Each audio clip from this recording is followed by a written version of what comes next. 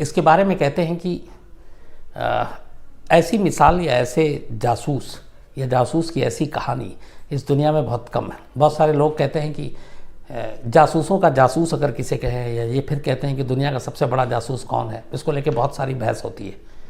लेकिन मोसाद का एक ऐसा जासूस है जिसको लेकर कहा जाता है कि वाकई जासूसी की दुनिया में जो उसने कारनामा अंजाम दिया, शायद बाकी जासूस वैसा नहीं कर पाए, उस हद तक नहीं जा पाए।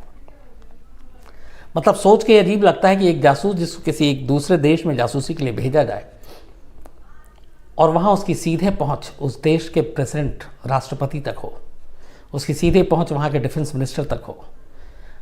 आलम यह हो कि उसको उस देश का डिप्टी डिफेंस मिनिस्टर बनाने की पेशकश की जाए। नौबत ये कि एक वक्त ऐसा भी आया कि लगा कि शायद उस मुल्क का ही वो राष्ट्रपति बन जाए और उसको बना दिया जाए, और जबकि वो उस मुल्क का था ही नहीं, वो तो वहाँ जासूसी करने आया। तो ये कहानी उसी जासूस की है। कहानी दुनिया की सबसे जो बेहतरीन जासूसी एजेंसी है इजराइल की, मोसाद, उसकी है। पर इस जासूस के ऊपर आए उससे थोड़ा सा पहले इजराइल को लेकर हम जब भी बात करते हैं, इजराइल एक्चुअली उसकी टोटल जो पॉपुलेशन है, आबादी है, वो करीब इस वक्त 90 लाख के आसपास होगी। दिल्ली की 1.25 करोड़ से ज़्यादा है। बेंगलोर, शायद बेंगलुरु जो है वो इस वक्त उसकी इतनी आबादी होगी। तो पूरा जो बेंगलुरु है एक शहर, आप समझिए कि उसके बराबर की आबादी पूरे इजराइल की है। इजराइल आसपास जहाँ पे इजराइल बना, ये एक तो दुनिया का इकलौता यहूदी देश है। 1948 में इसका जन्म हुआ था इजराइल का, और आसपास में सारे अरब मुल्क इसके घिरे हुए हैं। मतलब एक इजराइल है और चारों तरफ अरब देश हैं जिनकी तादाद 16, 17, 18 है। और चूँकि इजराइल यहूदी मुल्क है, उधर अरब मुल्क हैं सारे, और जिस तरीके से इजराइल बना, फ़िलिस्तीन और इजराइल को लेकर लड़ाई, इसलिए हमेशा एक माहौल जो है वो अजीब रहा है। और इजराइल को हमेशा ये रहा है कि अरब मुल्कों से ख़तरा है, क्योंकि चारों तरफ वो हैं। यही वजह है कि इजराइल हमेशा अपने देश की सुरक्षा, अपनी जो उसकी इंटरनल सिक्योरिटी है, या फिर उसकी जो जासूसी विंग है, जो मोसाद, उसके ऊपर बहुत काम करता, बहुत मेहनत करता है। इजराइल में चाहे पॉलिटिकल पार्टी कोई भी हो जो सरकार में हो, उनका पहला लक्ष्य और इकलौता लक्ष्य यही होता है कि अपने देश की सुरक्षा और इसके अस्तित्व को बचाए रखना, क्योंकि उन्हें मालूम है ख़तरा चारों तरफ से। और यही वजह है कि चाहे वहाँ कोalition गवर्नमेंट बने, अभी भी हाल में ये था कि 2-3 बार वो शायद इलेक्शन हो गए, किसी को मेजॉरिटी नहीं मिली, तो वो मिल के सरकार बनाएं, कुछ करें, 2 अलग अलग विचारधारा की पॉलिटिकल पार्टी हो, लेकिन बात अगर देश की हो तो वहाँ की सारी पार्टी एक होती है। और यही वजह है कि वहाँ की आर्मी हो या वहाँ का फिर इंटेलिजेंस यूनिट जो मोसाद है, उसके ऊपर कभी आँच नहीं आती, चाहे इजराइल में सरकार किसी की भी हो, क्योंकि वही हैं जो अपने देश को बचाने के लिए पूरी दुनिया में अपने दुश्मनों को ढूंढते हैं, उनको मारते हैं। और इन्हीं चीज़ों से निकली हुई ये कहानी है मोसाद के शायद अब तक के सबसे बड़े जासूस की। और इस जासूस का नाम है एली कोहेन। एली कोहेन ने वो काम कर दिया, वो कारनामा अंजाम दिया जो जासूसी की दुनिया में बहुत कम लोग कर पाए। एली कोहेन, जिसकी माँ एक सीरिया की नागरिक थी और बाप यहूदी, मतलब इजराइल के, तो सीरियन माँ और इजरायली फादर, इन दोनों से पैदा हुआ एली कोहेन। ये तब मिस्र में रहा करते थे, और उस वक्त तक जो इजराइल था उसका जन्म नहीं हुआ था। तो बहुत सारे ऐसे तमाम लोग जो यहूदी थे इधर उधर मुल्कों में अलग अलग आसरा लेते थे। तो मिस्र में ही पैदा हुआ एली कोहेन, और उसके बाद वहीं पे उसने पढ़ाई लिखाई शुरू की। इसी दौरान में फिर 1948 में इजराइल का जन्म होता है। तो बाकी के दुनिया के इधर उधर हिस्से में जो यहूदी थे वो धीरे धीरे सब इजराइल की तरफ कूच करते हैं, और उन्हीं में थे एली कोहेन के माँ बाप भी। 6 भाई बहन, ये लोग भी इजराइल कूच करते हैं। लेकिन एली कोहेन उनके साथ, अपने माँ बाप के साथ इजराइल नहीं जाता, क्योंकि उस वक्त उसकी इलेक्ट्रॉनिक्स की पढ़ाई चल रही थी मिस्र में, और वो मिस्र में ही रुक जाता है अपनी पढ़ाई पूरी करने के लिए। मिस्र में ये रुक जाता है, फिर पढ़ाई पूरी करता है। पढ़ाई पूरी करने के बाद फिर ये फरवरी 1957 में इजराइल पहुंचता है एली कोहेन। और इजराइल पहुंचने के बाद, और इसने वहाँ पे फिर जासूसी का कोर्स करता है। एली के दिमाग में सिर्फ ये था कि अपने देश के लिए कुछ करना है। तो ये जासूसी का कोर्स करता है और जासूसी के फिर एग्ज़ाम में बैठता है। इसके साथ 2-3 प्लस पॉइंट थी। एक, इसको बहुत सारे लैंग्वेजेस आते थे, जिसमें इंग्लिश, इतालवी, हिब्रू भाषा, इसके अलावा अरबी पर ज़बरदस्त पकड़ थी, चूँकि माँ सीरिया की थी। और उस अरबी ज़ुबान में भी अलग अलग मुल्क में अलग अलग टोन में अरबी बोली जाती है। जैसे मिस्र में अलग है, सऊदी अरब में अलग है, सीरिया में अलग है, ईरान में अलग है, इराक़ में अलग है, लिबनान में अलग है। तो कहीं ना कहीं ये जो बोली जिस तरीके से बोली जाती थी वो उसमें भी माहिर था, उसी एक्सेंट में बोलने का। तो जब इसने एग्ज़ाम दिया और इससे पूछा गया कि आप क्यों, तो मतलब देश के लिए कुछ भी करने को तैयार हो, परिवार को छोड़ने को तैयार हो, जान देने को तैयार हो, इसने हर चीज़ में हाँ बोला।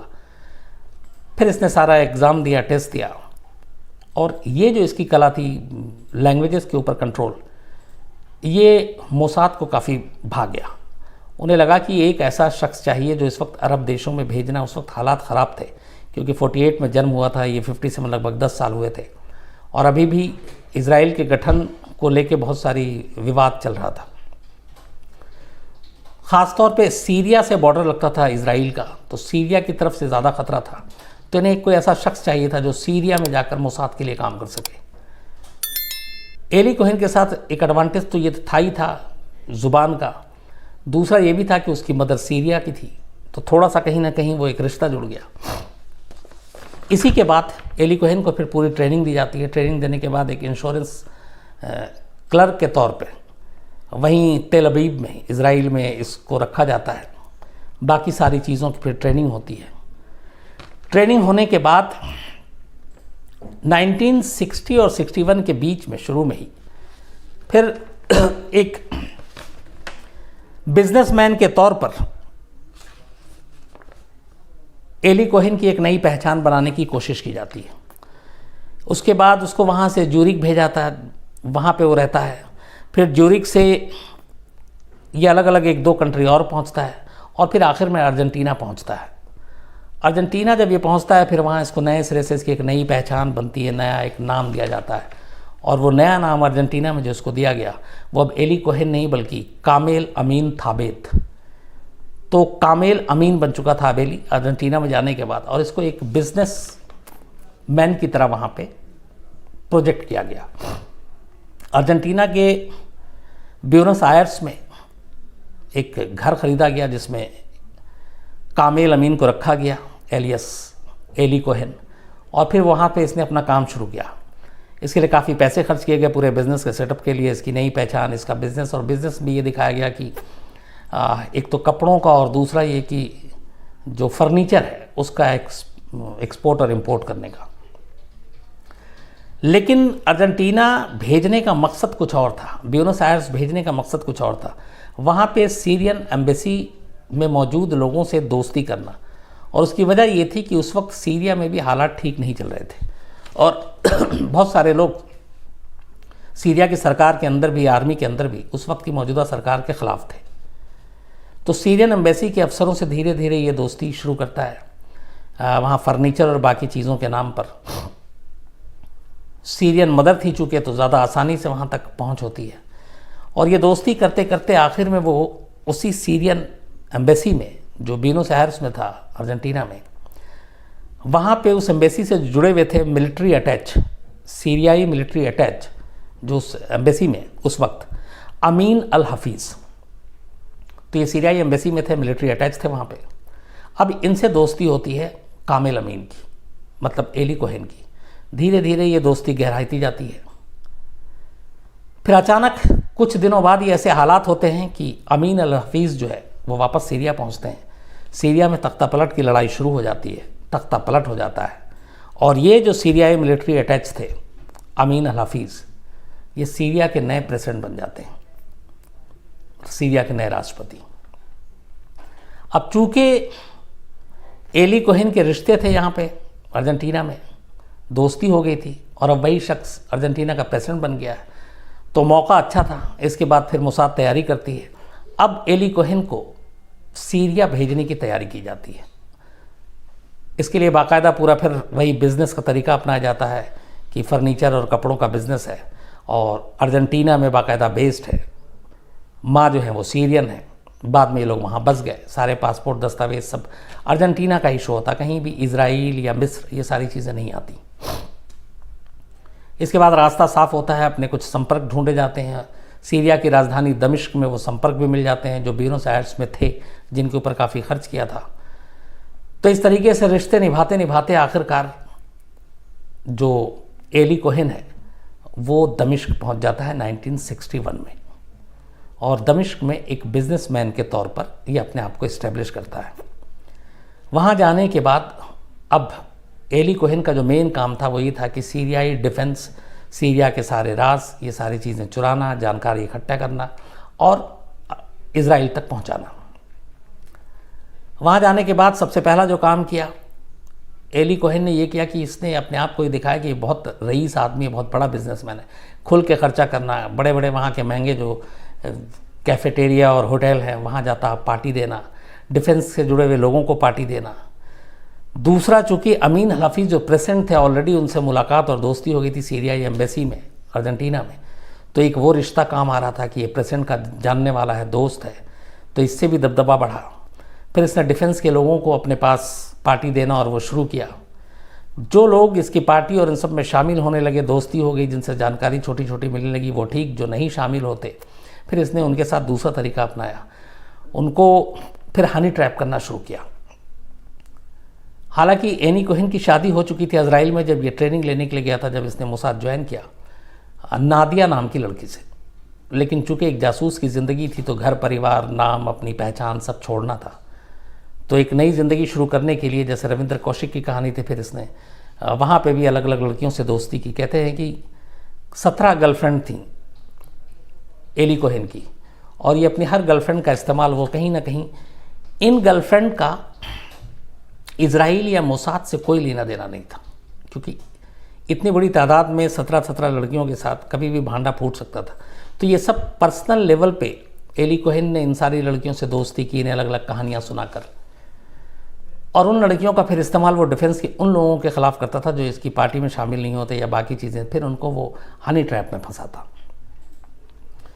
इस तरीके से ये धीरे धीरे डिफेंस मिनिस्ट्री में इतनी पहुंच हो गई कि आला अफसरों तक इसकी जान पहचान हो गई, और प्रेसिडेंट ऑफ सीरिया से दोस्ती थी ही थी।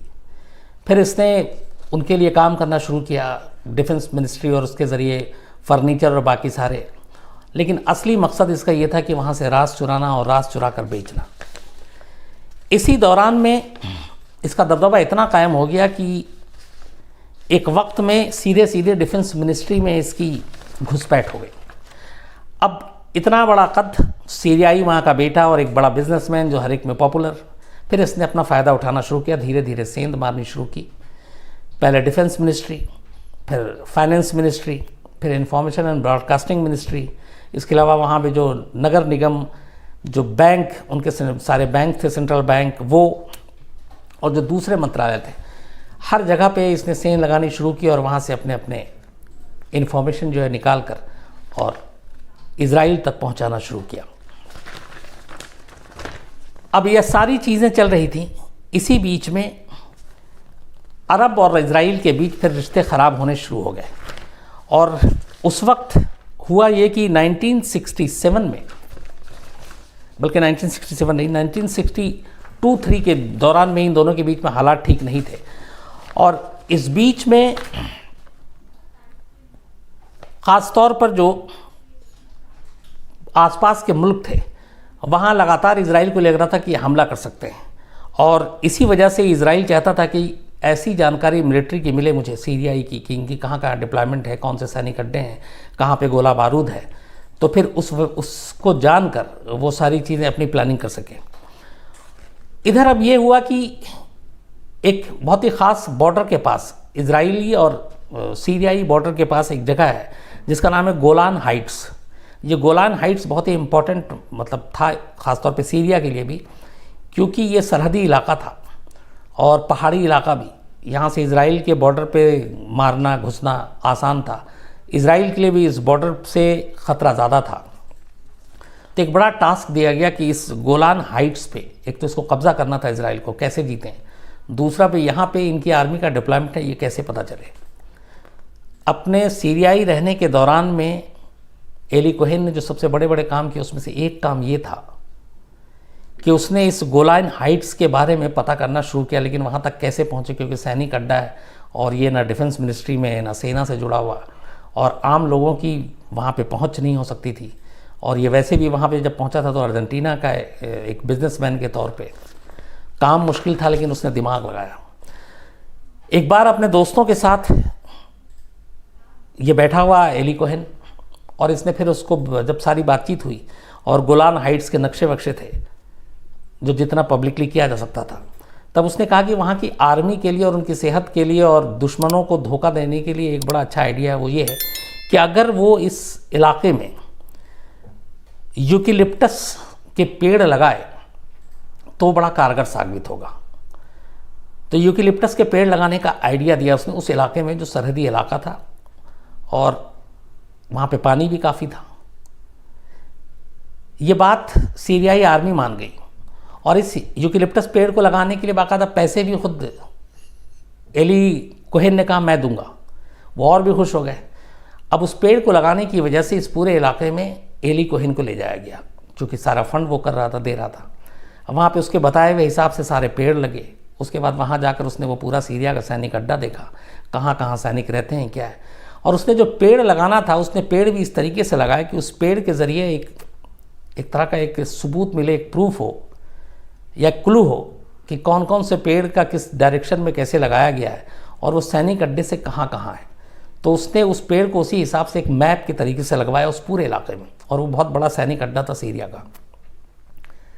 पेड़ लग गया। उसके बाद इसने अब वो खबर भेजी और उस पेड़ यूकेलिप्टस पेड़ की वजह से बाद में ये हुआ कि जब जंग हुई इनके बीच में, अरब और इज़राइल के बीच में, तो सिर्फ इन पेड़ों की वजह से उस पूरे इलाके को जो है इज़राइल ने जीत लिया था। क्योंकि एली कोहेन ने जो नक्शा बनाया था, जो नक्शा बताया था, जो तरीका बताया था किस किस पेड़ में कौन सा क्या मैप बनता है और वो कहाँ कहाँ सैनिक अड्डा है, तो उसने पुख्ता जानकारी दी थी।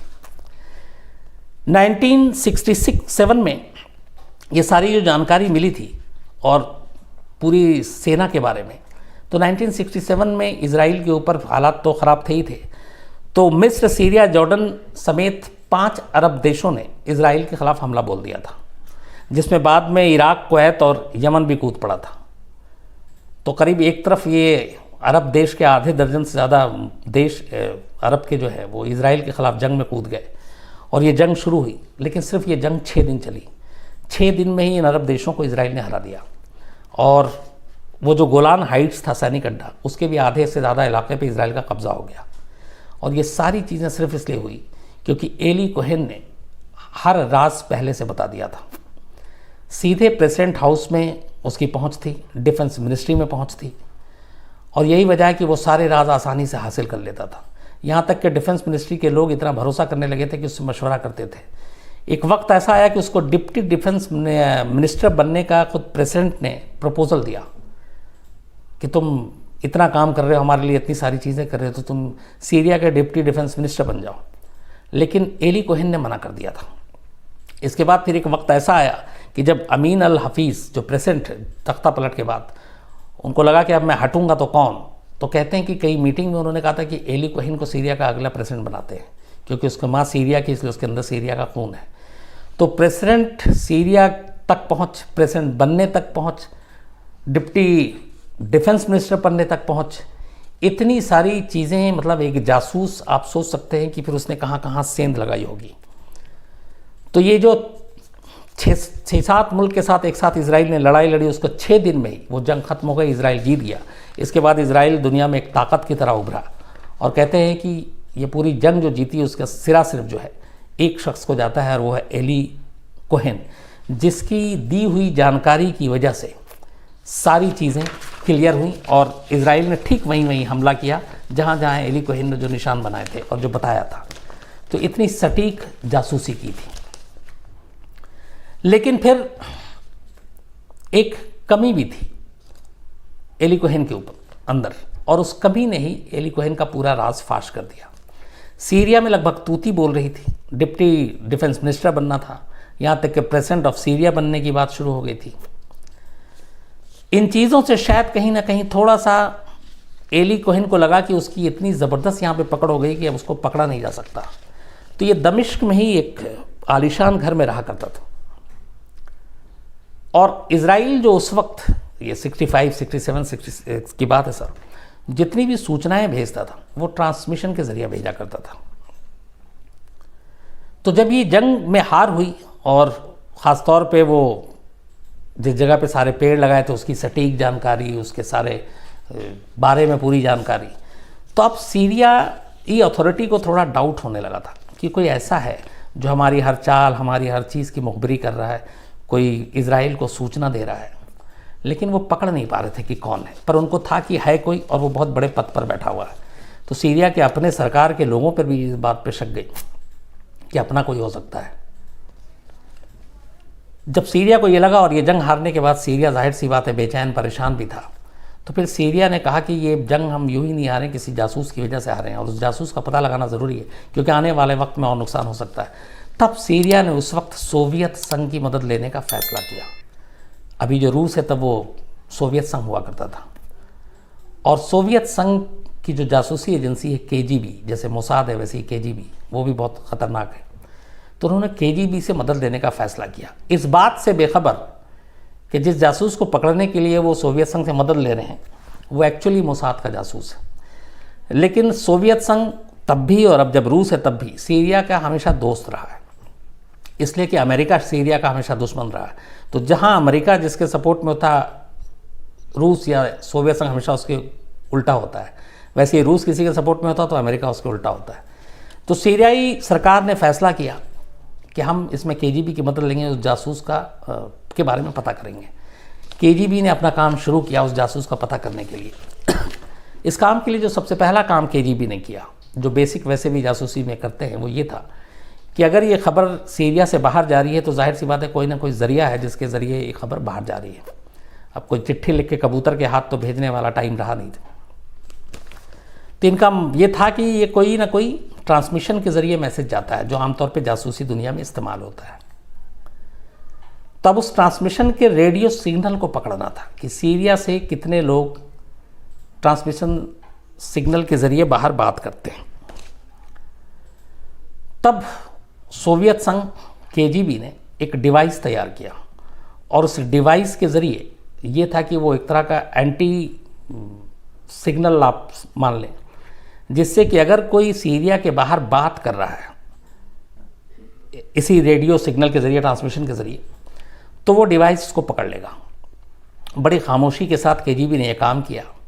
जहाँ जहाँ पे उनको सारा जो सिग्नल सीरिया के बाहर जा रहा था उनको उन्होंने मॉनिटर करना शुरू किया, और एक ख़ास उपकरण लगाया डिवाइस जिससे वो पकड़ा जा सके, और सीरिया से बाहर जाने वाले सभी बातचीत पर अब नज़र रखी जाने लगी, उसे सुना जाने लगा। इस बात से एली कोहेन बेखबर था। अप्रैल 1965 में दमिश्क के अपने घर में एली कोहेन बैठा हुआ था, और एक लापरवाही ये थी कि उसको कई बार मोसाद की तरफ से कहा गया था कि कोई भी इन्फॉर्मेशन हो तुम थोड़ा सा सब्र रखो, बर्दाश्त करो, पर दिन भर में एक बार से ज़्यादा तुम ट्रांसमिशन पे बात मत किया करो, रिस्की है।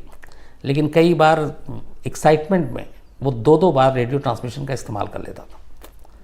तब ये बात खुद एली कोहेन को भी नहीं पता थी कि, क्योंकि ये सिर्फ एक दो लोग जो डिफेंस मिनिस्ट्री में थे उनकी तरफ से ये पहल की गई थी कि केजीबी से गुपचुप तरीके से मदद ली गई थी कि उस जासूस को पकड़ना है।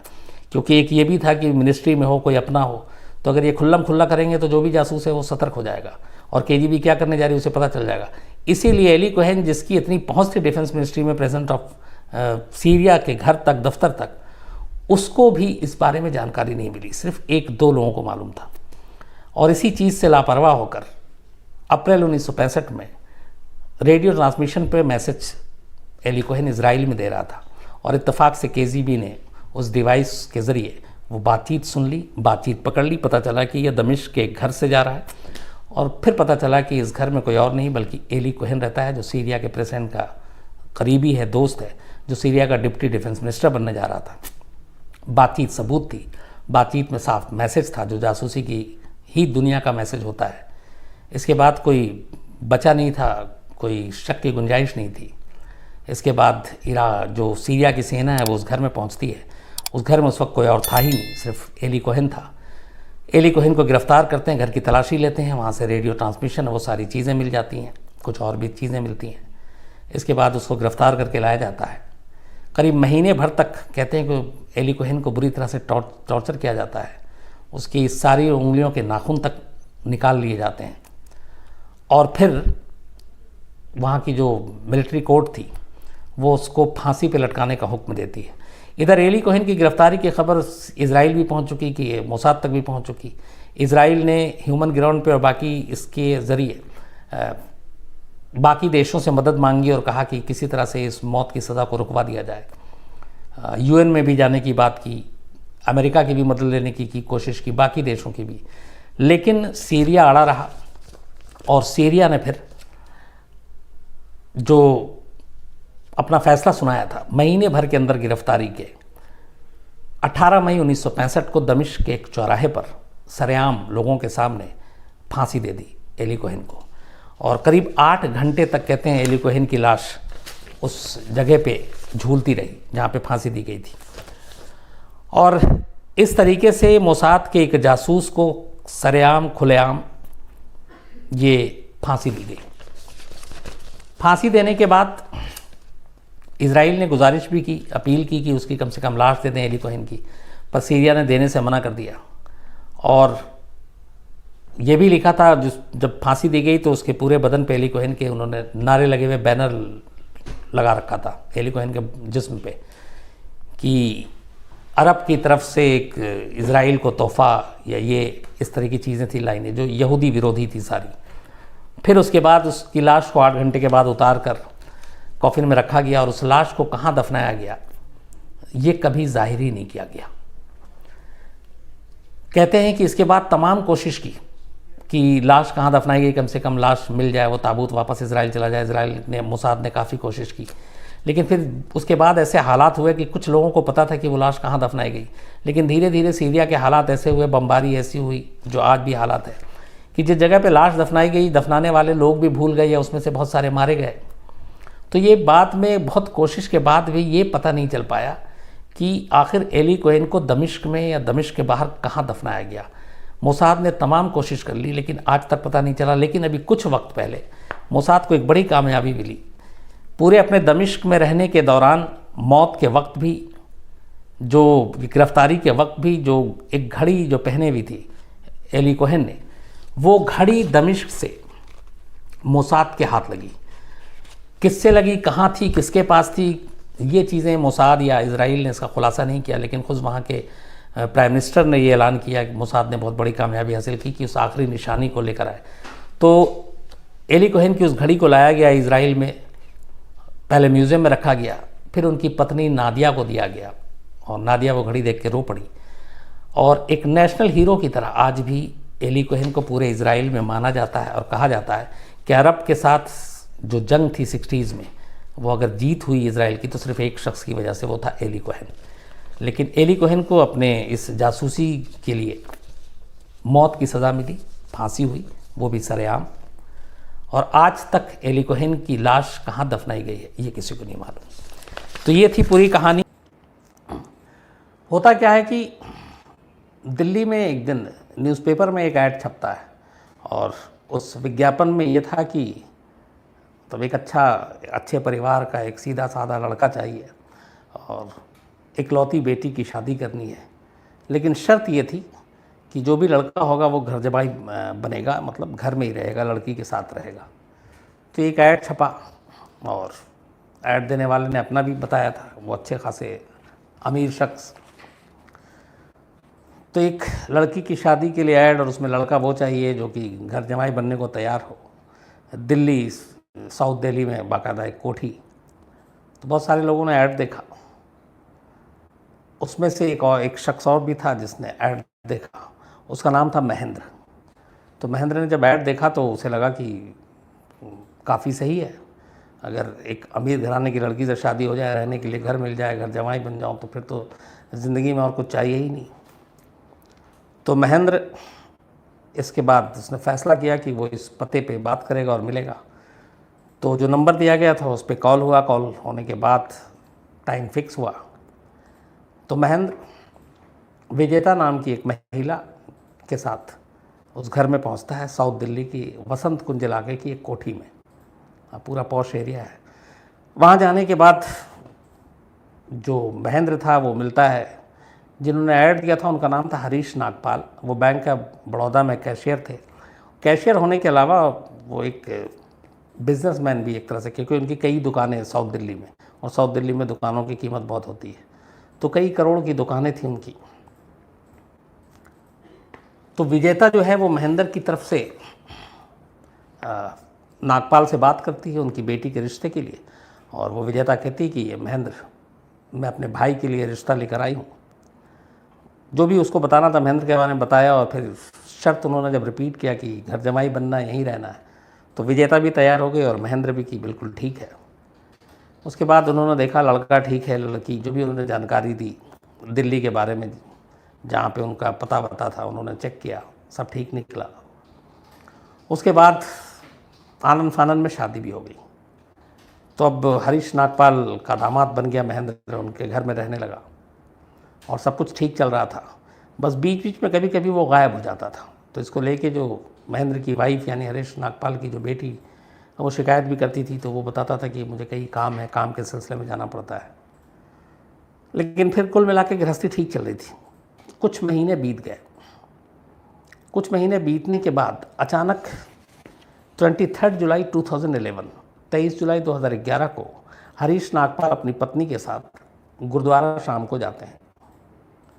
उससे पहले उन्होंने बाकायदा शादी के बाद देखा दामाद भी अच्छा है, बेटी को खुश रख रहा है, बस थोड़ा कभी कभी गायब होता है। तो उन्होंने वहीं साउथ दिल्ली में उसको एक फ्लैट भी खरीद कर दे दिया था, और उसके नाम पे, मतलब अपनी बेटी के नाम पे। तो 23 जुलाई को, उससे पहले उन्होंने क्या किया कि जब ये फ्लैट ख़रीदा था तो अपनी कुछ दुकानों में से एक दुकान भी बेची, और उस दुकान को करीब 1 करोड़ रुपए में बेचा। उस 1 करोड़ में से 20 लाख कहीं एडवांस दिया, 80 लाख इनके पास कैश था, और घर में जेवर भी काफ़ी थे। 23 जुलाई 2011 को हरीश नागपाल अपनी पत्नी के साथ गुरुद्वारा जाते हैं। गुरुद्वारा से जब वो माथा टेकने के बाद घर लौटते हैं, दरवाजे का ताला खोलते हैं, क्योंकि उस दिन वही दोनों थे, और जब अंदर जाते हैं तो अचानक जो बेड बॉक्स है उसकी हालत देख के वो एकदम सहम उठते हैं, क्योंकि उसी बेड बॉक्स के अंदर उन्होंने 80 लाख रुपए कैश और करीब 40 लाख रुपए की ज्वेलरी रखी हुई थी। बदहवास वो बेड बॉक्स पे सारे सामान को उलट पुलट करके देखते हैं, बट वो जिस थैली में उन्होंने रखी थी वो थैली गायब थी। मतलब 80 लाख रुपए और 40 लाख के करीब ज्वेलरी, मतलब टोटल मिला के 1 करोड़ 20 लाख रुपए घर से गायब। जाहिर सी बात है हरीश नागपाल बदहवास हो जाते हैं। उसके बाद वो 100 नंबर पे कॉल करते हैं। लोकल पुलिस पहुंचती है, वहाँ पे पूछताछ करती है। जब पुलिस को पता चलता है कि करीब 1 करोड़ 20 लाख की चोरी है, तो पुलिस के भी थोड़े मतलब केस को सीरियसली लेती है। उसके बाद सारी चीज़ें पूछताछ होती है, घर की एंट्री और सब कुछ। तो जो चीज़ चौंकाने वाली थी वो ये थी कि घर में कोई ज़बरदस्ती घुसा नहीं, पड़ोसियों ने किसी अनजान या अजनबी को देखा नहीं। तो फिर ये कैसे गायब हुआ? तो पहली नज़र में जांच के बाद पुलिस को ये लगा कि इस चोरी के पीछे घर का कोई अपना शख्स है, उसी का हाथ है। तो पुलिस ने अपने के बारे में पता करना शुरू किया, तो पता चला हरीश नागपाल हैं, उनकी पत्नी है, उनकी बेटी है और एक दामाद है। तो भाई दामाद कहाँ है? तो पता चला दामाद आज दोपहर से ही उनकी गाड़ी लेकर कहीं गया हुआ था। तो उसको कॉल किया गया। महेंद्र के पास उस वक्त 5 मोबाइल थे अलग अलग नंबरों के, और हैरत अंगेज तौर पे वो 5 मोबाइल स्विच ऑफ थे जब पुलिस और उसके ससुर ने कॉल किया। तो अब गायब, फोर्सफुल एंट्री नहीं है घर में, तो शक सीधे सीधे दामाद पे जा रहा है। लेकिन पुलिस को ये भी डर है कि इतनी सारे पैसे की चोरी हुई और दामाद गायब है, और पहली बार पता चला कि इस तरीके से गायब है, 5 मोबाइल बंद है। तो ये लगा कि कहीं दामाद के साथ भी कुछ ना हो गया हो।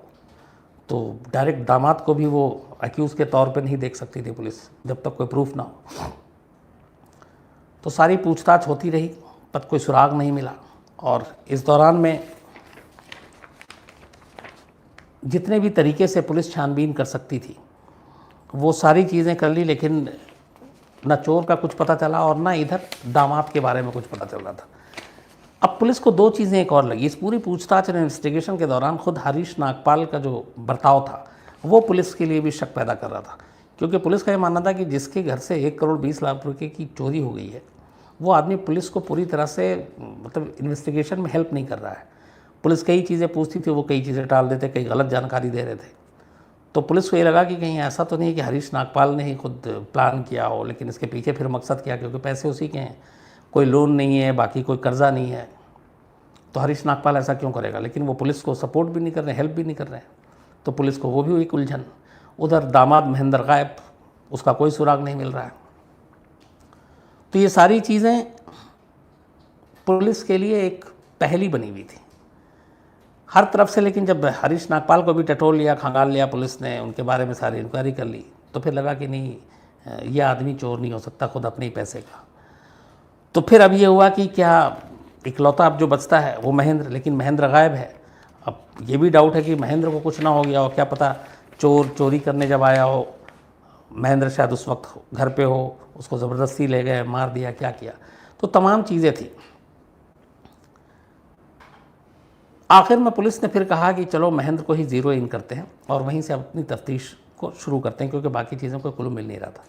तो उस तफ्तीश के दौरान पहली चीज़ जो पुलिस को पता चली वो इन दोनों की शादी की पता चली कि बहुत जल्दी में शादी हुई, महेंद्र और हरीश नागपाल की बेटी की। फिर उस इश्तिहार के बारे में पता चला जिसके ज़रिए शादी हुई थी।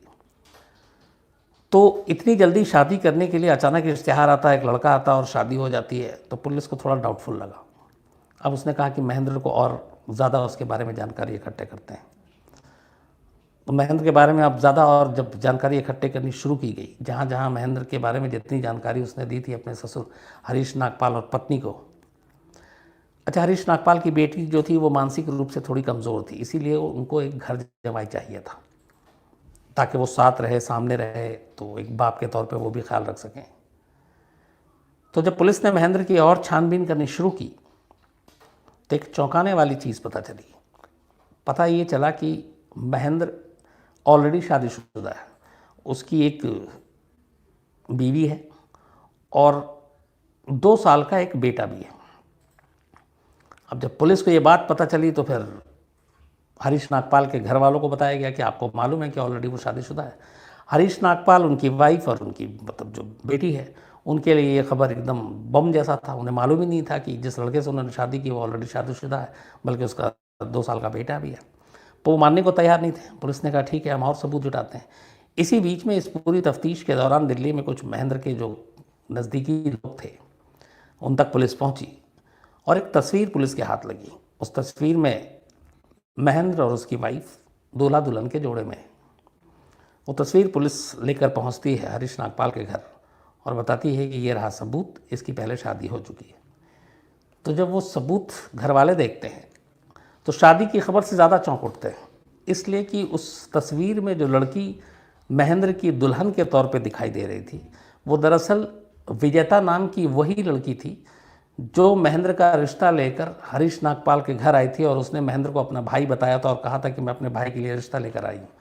तो दरअसल वो विजेता महेंद्र की भाई बहन नहीं बल्कि उसकी पत्नी थी। तो एक पत्नी अपने पति का रिश्ता लेकर और अपने पति को भाई बताकर एक घर पहुंचती है और पूरी शादी कराती है। उसके सामने फेरे होते हैं, उसके सामने सारे रस्म पूरी होती हैं और एक पत्नी ही करा रही है, एक बहन बनकर। अब जब ये चीज़ सामने आती है तो जाहिर सी बात है हर एक के पैर तले से ज़मीन खिसक जाती है। फिर उन्हें लगता है कि वो ठगे गए और उसके पीछे कुछ गड़बड़ है। तो जब उस लड़की को भी पहचान लिया जाता है वहाँ पे, तो पुलिस को भी लगता है कि इसके पीछे साजिश गहरी है और अपनी ही बीवी को बहन बनाकर वो सामने मिलवाया, शादी करवाया। इसके पीछे मकसद क्या हो सकता है? अब जाहिर सी बात है इस सवाल का जवाब जब तक महेंद्र ना मिले, उसकी वाइफ ना मिले, नहीं मिल सकता था। लेकिन उसकी पूरी ज़िंदगी दोनों पति पत्नी की ऐसी ड्यूबियस थी कि कहीं एक जगह वो टिकते नहीं थे, तो उसका कोई पता, कोई ठिकाना मिल नहीं रहा था। फिर भी उसके कुछ करीबी लोग मिले बहुत मुश्किल से, इसलिए वक्त बीत रहा था। तो पता चला कि एक्चुअली महेंद्र जो है वो बरेली के रहने वाला है, यूपी के। तो जैसे ही पता चला पुलिस की एक टीम, दिल्ली पुलिस की टीम बरेली पहुंची। बरेली में लेकिन जहाँ पे उसने बताया था, पता चला कि वहाँ पे उसको आए हुए ज़माना हो गया, बरेली उसने छोड़ रखा और उसके कोई रिश्तेदार, कोई करीबी वहाँ है ही नहीं जिसके घर वो टिकता। तो पुलिस को मायूसी हाथ लगी, लेकिन फिर तभी पुलिस के दिमाग में एक आइडिया आया, और वो ये कि चूँकि अगर वही चोर और उसने 1,20,00,000 रुपए चुराए हैं, 80 लाख कैश और बाकी के जेवर के, और बरेली उसका नेटिव प्लेस है, उसका घर है, तो हो सकता है, और उसका कोई घर नहीं है बरेली में अपना, क्योंकि वो जब भी पता चला वहाँ पे किसी और रिश्तेदार के या किसी के दूर के जानने वाले के यहाँ रुकता था, और उन लोगों के हिसाब से सालों से फिर वो आया नहीं। तो पुलिस ने एक अंधेरे में तीर चलाया कि हो सकता है इतने पैसे आने के बाद वो कम से कम अपने पूर्वजों की जगह पे एक मकान खरीदने की कोशिश करेगा या वहाँ मकान खरीदेगा। तो अब पुलिस ने बरेली के जितने भी प्रॉपर्टी डीलर थे उन सबको खंगालने का फैसला किया। उसके बाद अब वो महेंद्र की तस्वीर भी थी, एक एक जगह पर जाकर पूछना शुरू किया कि पिछले कुछ वक्त के अंदर कोई शख्स जो बरेली में मकान खरीदने के लिए आया हो।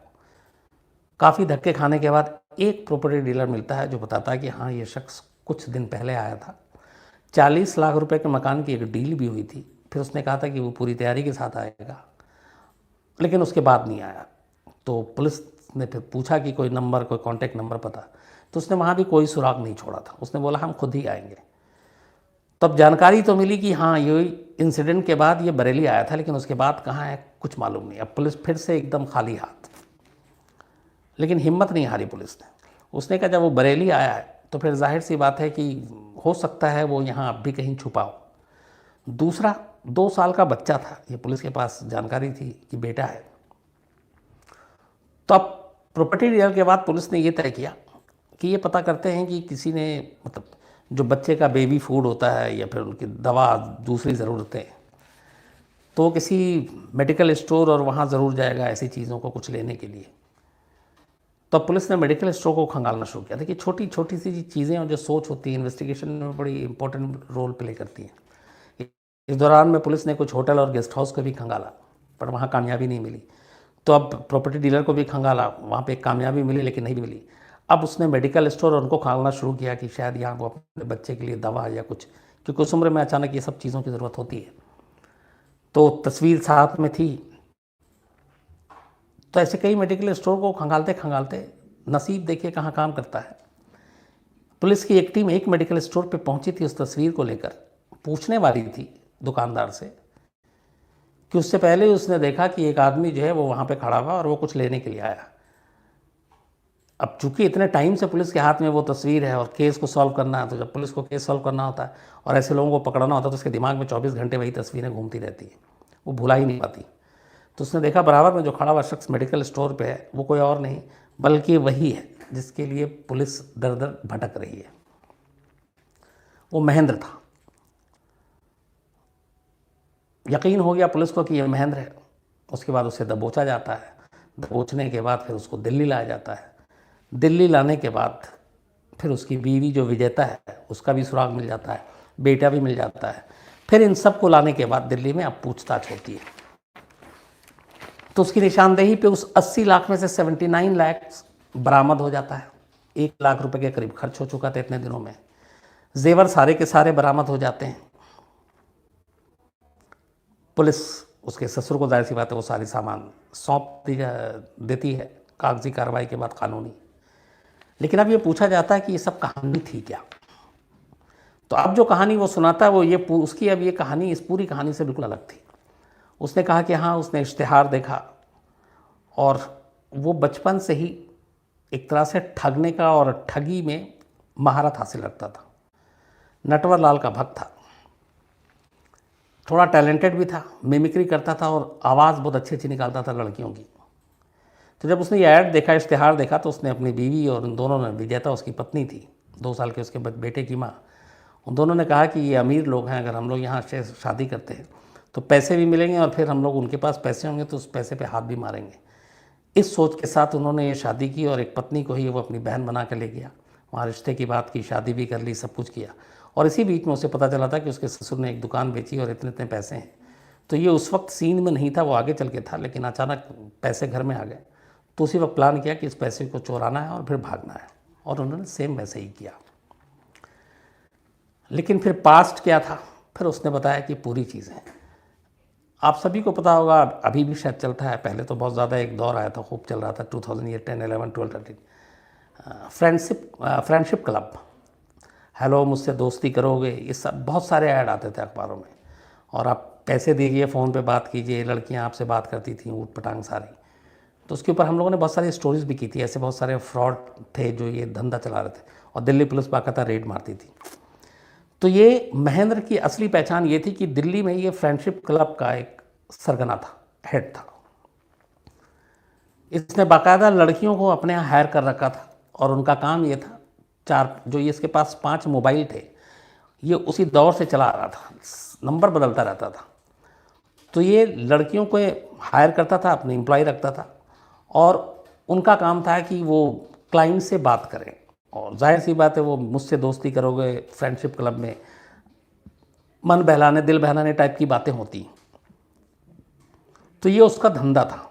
कई बार ऐसा होता था जब इसकी स्टाफ कम हो जाती थी, क्लाइंट ज़्यादा है, लाइन पे फ़ोन ज़्यादा आ रहा है, तो ये खुद लड़की बनकर बात करता था, और कोई पकड़ नहीं पाता था, क्योंकि इसकी मिमिक्री बहुत अच्छी करता था ये लड़की की। इवन कई बार ऐसा हो कि जब बात करने के बाद मुलाकात की बात आती है कि अच्छा वहाँ मिलो, तो ये रात को मिलने भी गया अपने क्लाइंट से बाकायदा लड़की बनकर, और इसकी जो पूरी पर्सनालिटी थी उसमें लड़कियों की झलक भी थी थोड़ी सी। तो बाकायदा वो पूरा मेकअप करना, लड़कियों के कपड़े पहनना, बाल बड़े, ये सब कुछ करके जाके वहाँ पे भी उनको चीट करके निकला है। तो ऐसे कुल मिलाकर जब पुलिस ने इन्वेस्टिगेट किया तो करीब 100 लोगों को दिल्ली में इसने ठगा, और उनमें से 60 जो हैं वो बुजुर्ग थे क्लाइंट।